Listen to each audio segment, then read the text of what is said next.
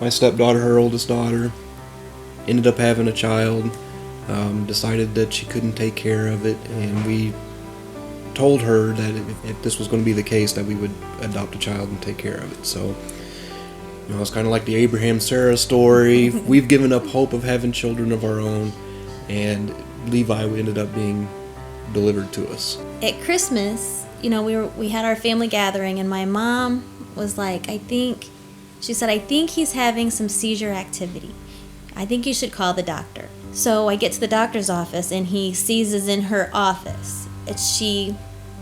She immediately told me that when we're sending you by ambulance to Cardinal Glennon, she said he's having seizures. It's really serious. By the time we got to Cardinal Glennon, he was unresponsive. They got like some fluids and some meds in him and warmed him up. He woke up and he was crying and of course we moved up to the ICU and we thought, okay, they said, maybe a week you'll be here.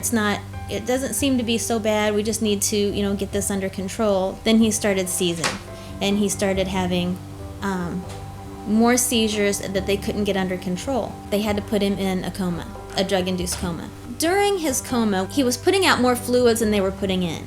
And they said if they couldn't get that under control, it was not something that he could survive. This, of course, was one of those 2-3 o'clock in the morning phone calls. They were staying in a little room in the hospital, and at 3 o'clock in the morning, we get this phone call saying, we have to get this under control, your child's not going to make it. What do you do at that point? The biggest thing right then and there is we stopped and prayed. Right. There's nothing you can do. It's the doctors, the way they're telling us is, we need to get this under control. We've been giving him this medicine, and it's not doing anything. Where else are you going to turn? Pastor Darren prayed for him. The whole church. I don't know the whole story on that one. Somehow Pastor Darren got involved.